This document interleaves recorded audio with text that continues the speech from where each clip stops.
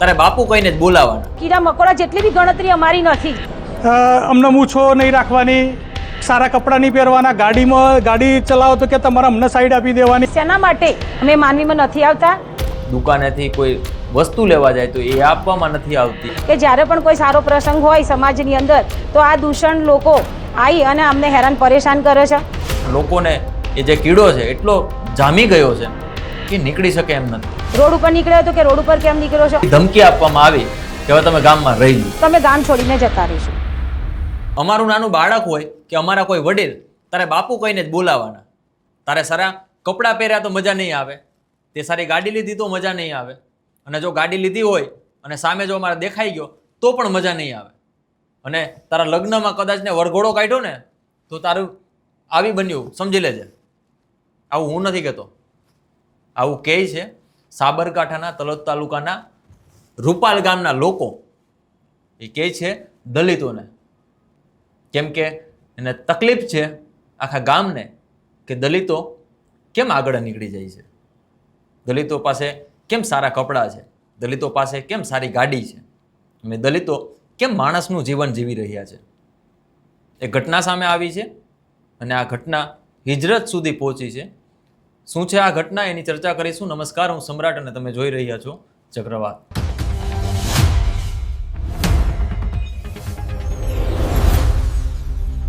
આ વાત છે સાબરકાંઠાના તલોદ તાલુકાના રૂપાલ ગામની. અહીંયા 30 થી 35 દલિત પરિવાર રહે છે અને સામે 400 થી 500 અન્ય જાતિના લોકો રહે છે, જેને કથિત રીતે ઉચ્ચ જાતિના લોકો કહેવાય છે. દલિત લોકોનો એવો આરોપ છે કે આ ગામમાં તેમના પર ખૂબ આભડછેડ થાય છે.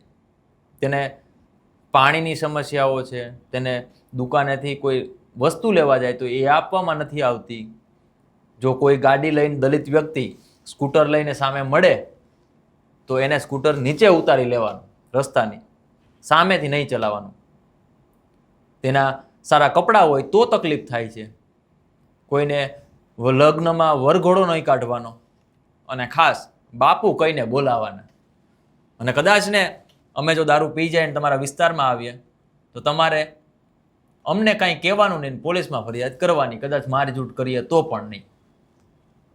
એટલે આવી સમસ્યાઓ સામનો કરી રહ્યા હતા અને આ સમસ્યાઓને લઈને, આ ઘટનાઓને લઈને કંટાળીને આ 35 પરિવારો હિજરત માટે નીકળ્યા છે. આજે આપણે ટેકનોલોજીની વાત કરીએ છીએ, આપણે એઆઈની વાત કરીએ છીએ, વિકાસની વાત કરીએ છીએ કે આપણું જે ભારત છે એ 3rd લાર્જેસ્ટ ઇકોનોમી બની ગયું છે. એટલે 3જા નંબરની, આખા વિશ્વમાં 3જા નંબરની.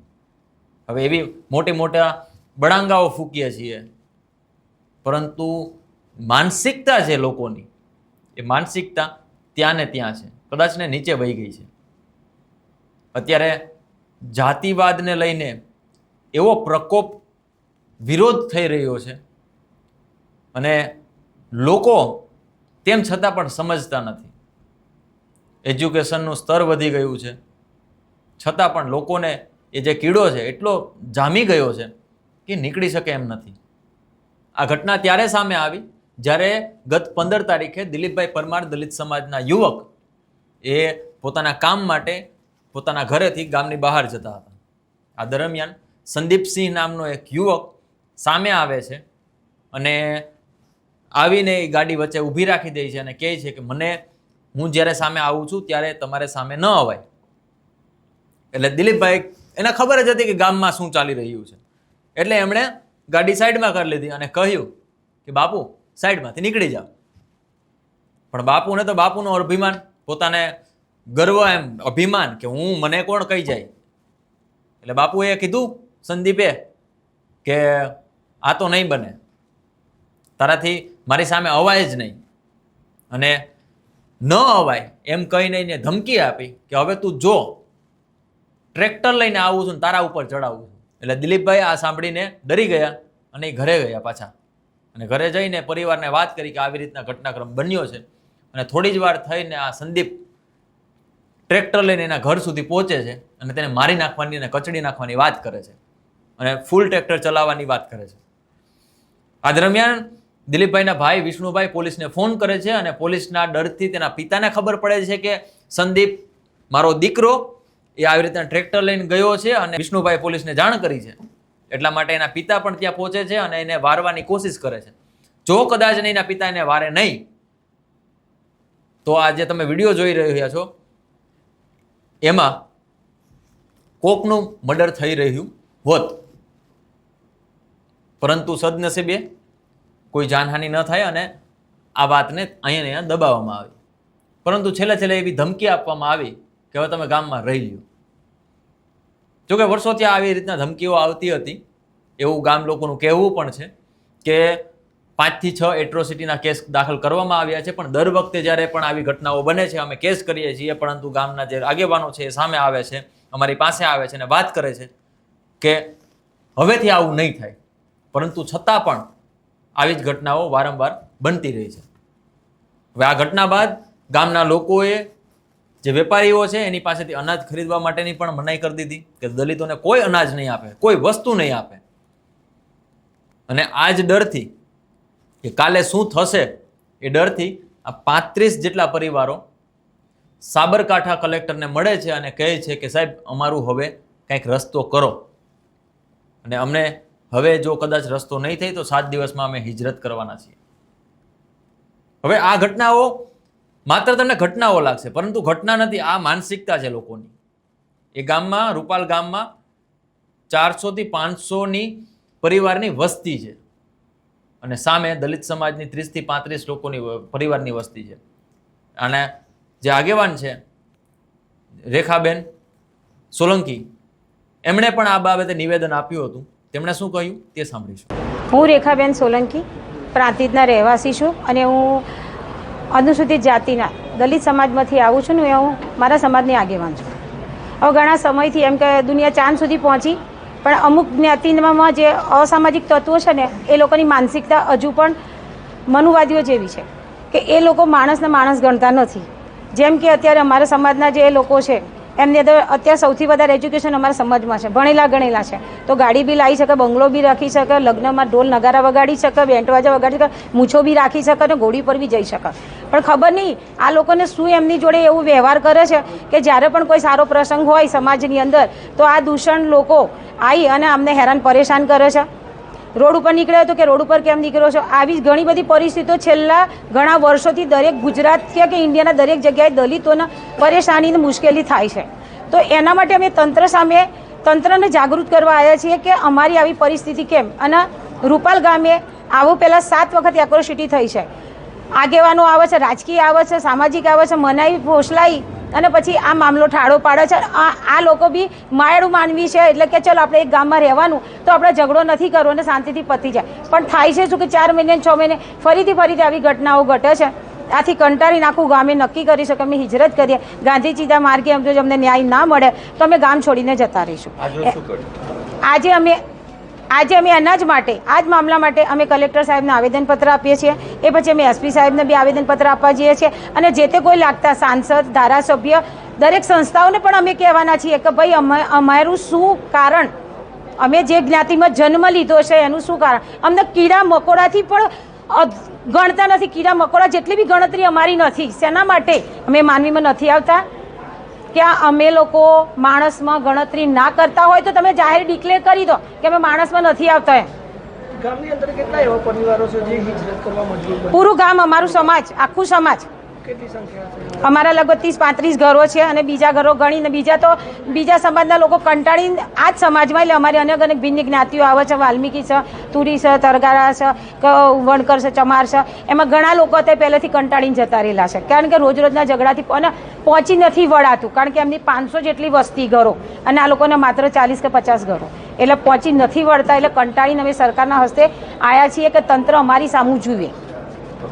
જે રીતે રેખાબેને વાત કરી એ સાથે સાથે જે દિલીપભાઈ છે, દિલીપભાઈ પરમાર, એના ભાઈ વિષ્ણુભાઈએ પણ એક નિવેદન આપ્યું છે. એ નિવેદન પણ આપણી સામે આવ્યું છે. તેમણે શું કહ્યું તે પણ સાંભળીએ. પહેલાં તમે નામ બોલો. મારું નામ વિષ્ણુ, રૂપાલ તલોદ તાલુકાના રૂપાલ ગામનો વતની છું અને છેલ્લા આજે આઝાદી મળે 75 વર્ષ થયા ત્યાં સુધીમાં અમારી દલિતોની પરિસ્થિતિ ક્ષત્રિય જોડે એટલી બધી ભયંકર થઈ ગઈ છે કે અમારે અત્યારે હાલ ગામ છોડવાનો એમ કે છેલ્લી પરિસ્થિતિ આવી ગઈ, ગામ છોડી દે એવી, બરાબર. તો અમે અહીંયા આજે કલેક્ટર કચેરીએ હાજર થયા છીએ અને જો 7 દિવસમાં અમને ન્યાય નહીં મળે તો અમે અમારું સંપૂર્ણ રૂપાલ ગામ બધા અમારા જે સમાજના જે દલિત સમાજના ભાઈઓ છે બધા અમે ગામ છોડી અને હિજરત કરી દઈશું, બરાબર. અને એ માટે આજે કલેક્ટર કચેરી આવેદનપત્ર આપીએ છીએ સાહેબશ્રીને. કઈ બાબતની હેરાનગતિ હોય છે? અમને મૂછો નહીં રાખવાની, સારા કપડાં નહીં પહેરવાના, ગાડી ચલાવો તો કે તમારે અમને સાઈડ આપી દેવાની, બરાબર. વરઘોડા કાઢીએ તો વરઘોડાની અંદર સાધનો લાવી દે છે કે ભાઈ આ તમારે આપણે વરઘોડો ચાલુ હોય તો કે ભાઈ તમે સાઈડ આપી દો, તો અમારે વરઘોડો થોડો બંધ કરી દેવાનો, ગામમાં વરઘોડો નહીં લઈ જઈ શકતા અમે, બરાબર. આવી બધી ઘણી બધી પરિસ્થિતિ ગામની અંદર અમને તાલાવ તો ગલ્લા બંધ કરી દે, કોઈ વસ્તુ આપતા નથી, બરાબર. આવી બધી ઘણી બધી સમસ્યાઓ છે, બરાબર. અમને અનુસૂચિત અમારા જાતિ વિષયક શબ્દો બોલે છે, બરાબર. અને અમને ખરેખર હવે એક આ બાબતથી બહુ એટલો બધો કંટાળો આવી ગયો છે કે અમે હવે છેલ્લા અણી પરથી 6-7 એક્રોસિટી દાખલ કરી, અમને કોઈ ન્યાય નહીં મળે એટલે છેલ્લે કલેક્ટર સાહેબશ્રીને અમે આવેદન આપીએ છીએ કે હવે જો તમે 7 દિવસની અંદર ન્યાય નહીં આપો તો અમે આ ગામ છોડી અને હિજરત કરી દઈશું. ઘણી વખત આપણે લોકો પાસેથી સાંભળતા હોય કે હવે એવું ક્યાં છે, હવે જાતિપાતિ ક્યાં કોઈ માને છે એવું.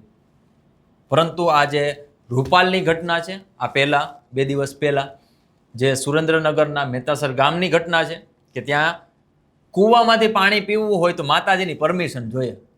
હવે માતાજી કોઈને પરમિશન આપવા થોડા બેઠા છે, પરંતુ જાતિવાદી માનસિકતાને લઈને આ લોકોએ એવો તુક્કો લગાવ્યો અને જે દલિત સમાજના લોકો છે, ભલે 2-4 પરિવાર જ રહેતા હોય, પરંતુ એને એ રીતે જાતિવાદના ઝાડમાં ફસાવી દે છે કે એને એ કૂવામાંથી સીધું પાણી ન ભરી શકે. એને જો પાણી ભરવું હોય તો ઉચ્ચ જાતિના કહેવાતા લોકો ત્યાં હાજર હોવા જોઈએ અને એ પાણી સિંચી દે અને પછી એ પાણી બહાર કાઢી અને એ લોકો એને આપે. જો કોઈ ન હોય તો તેને રાહ જોવાની, તેને ગામમાંથી જે દુકાનો છે અનાજ કરિયાણું ન આપવામાં આવે. હવે આવી માત્ર આ ઘટનાઓ નથી, આ લોકોની માનસિકતા દર્શાવે છે. ઘણી વખત આપણે કહેતા હોય કે ભાઈ હવે તો શિક્ષણનું પ્રમાણ વધી ગયું છે. આ માત્ર અભ્યાસ છે, અહીં ભણે છે લોકો, શિક્ષિત નથી થયા. શિક્ષિત થયા હોય તો એ માનવતાવાદી વિચારધારામાં માનતા હોવા જોઈએ. અને આ બધી જે ઘટનાઓ થઈ રહી છે, આપણી સામે આવી ઘટનાઓ આવે છે, રૂપાલની છે, મહેતાસરની છે. આ પહેલાં મહેસાણામાં એક દલિત સમાજના એક લગ્નમાં એવું કહેવામાં આવ્યું હતું કે વરઘોડો નહીં કાઢવા દઈએ, મૂછો નહીં રાખવા દઈએ, તમને બુલેટ લઈને કેમ જાય છે. આવી બધી ઘટનાઓ આપણી સામે આવી જ છે અને બહુ વર્ષો પહેલાંની નથી, હમણાંની જ ઘટનાઓ છે. પરંતુ જે લોકો એવું કહે છે કે હવે જાતિવાદ નથી થતો, એ લોકોના મોઢા પર આવી ઘટનાઓ, આ બધી ઘટનાઓ એના મોઢા ઉપર તમાચો છે. ઘણી વખત એવા પણ તર્ક આપે કે હવે ગામડામાં ક્યાંક ક્યાંક છે, શહેરોમાં નથી. શહેરોમાં પણ મકાન લેવા જાઓ સાહેબ તમને નહીં મળે. જ્ઞાતિ જોઈને મકાન આપવામાં આવે છે, ધર્મ જોઈને મકાન આપવામાં આવે છે. એટલે જાતપાતનો જે મુદ્દો છે એ મુદ્દો એવો ને એવો સળગી રહ્યો છે, પરંતુ એ જમીનની નીચે છે, લોકોને સામેથી દેખાતો નથી. અને દેખાય છે તો આવા ક્યાંક ગામડાઓમાં દેખાય છે, પરંતુ જે જમીનની નીચે છે એ બહુ મોટો લાવા રસ જેવો છે, જે લોકોના મગજથી લઈને હૃદય સુધી પહોંચી ગયો છે. લોકો સમજતા જ નથી. હવે આ જે ઘટનાઓ સામે આવી છે, અને એ ઘટનાઓ માત્ર તમે એક ઘટના તરીકે ન આંકી શકો એને. લોકો ત્રાસી ગયા છે, લોકો મરવા મજબૂર થઈ ગયા છે. થાનગઢ હત્યાકાંડની ઘટના, 2012ની ઘટના, આજે 14 વર્ષ થયા છે કે 3 નાબાલિગ દલિત યુવકોને ગોળી મારવામાં આવી, ગોળીઓથી મારી નાખવામાં આવ્યા છે. 14 વર્ષ થયા છે, એકને પણ ન્યાય નથી મળ્યો. આજે પણ એના પિતા ધ્રુસકે અમારી સામે રડી પડ્યા હતા, નથી મળ્યો ન્યાય. વાત કરે એટ્રોસિટી કલમની, ઘણા બધા લોકો એવું ખોટો ઉપયોગ થાય છે, દુરુપયોગ થાય છે, પણ સાચી નથી થતી. કદાચ થતો હશે, 1-2 જગ્યાએ હશે પણ, પરંતુ જ્યાં સાચી ફરિયાદ થાય છે તેને ન્યાય નથી મળતો. સાહેબ ખોટીની તો ક્યાં વાત કરો છો? અને જ્યાં કેસ કરવામાં આવે છે ત્યાં વર્ષો સુધી એના કેસ પેન્ડિંગ પડે છે. અત્યારે આ થાનગઢની હત્યાકાંડના જે આરોપીઓ છે ખુલ્લેઆમ રખડી રહ્યા છે, જે પોલીસ અધિકારીઓ છે એ રિટાયર્ડ થઈ ગયા, હવે મજા કરે છે, અમુક તો મરવાની ઉંમરે છે, છતાંય એ જે પીડિત પરિવાર છે એ દીકરાનો બાપ છે, એકનો એક દીકરો હતો 14 વર્ષ પહેલા એને જ માર નાખ્યો, 17 વર્ષનો હતો. એટલે દલિતો ઉપર અત્યાચાર એવા ને એવા થઈ રહ્યા છે. અને આ જે ઘટના બની છે એ ખૂબ ગંભીર બાબત છે. અને ઘણા બધા નેતાઓ પણ આ ઘટનાને લઈને પોતાના પોઈન્ટ ઓફ વ્યૂ મૂકી રહ્યા છે. જિગ્નેશ મેવાણીએ પણ આ ઘટનાને લઈને એમણે નિવેદન આપ્યું છે. હવે આ ઘટનાને તમે કેવી રીતે જુઓ છો? રૂપાલની જે ઘટના છે એમાં લોકો, દલિત સમાજના લોકો જે છે હિજરત ઉપર ઉતરવાની વાત કરે છે. આગલા 7 દિવસની અલ્ટિમેટમ આપ્યું છે સરકારને કે જો અમારું કંઈ કામ નહીં થાય, જો અમને વ્યવસ્થિત ન્યાય નહીં મળે તો અમે હિજરત ઉપર ઉતરી જશું. પરંતુ ક્યાં સુધી દલિતો હિજરત ઉપર ઉતરશે અને ક્યાં સુધી આ માનસિકતા ગામમાં બેઠેલા લોકોના ઘરમાં, મગજમાં અને હૃદયમાં ચોંટીને બેસશે? તમારું શું માનવું છે? કોમેન્ટ બોક્સમાં ચોક્કસથી જણાવજો. અમારો વિડીયો ગમ્યો હોય તો લાઇક, શેર અને ચેનલને સબસ્ક્રાઈબ કરવાનું ભૂલતા નહીં. નમસ્કાર.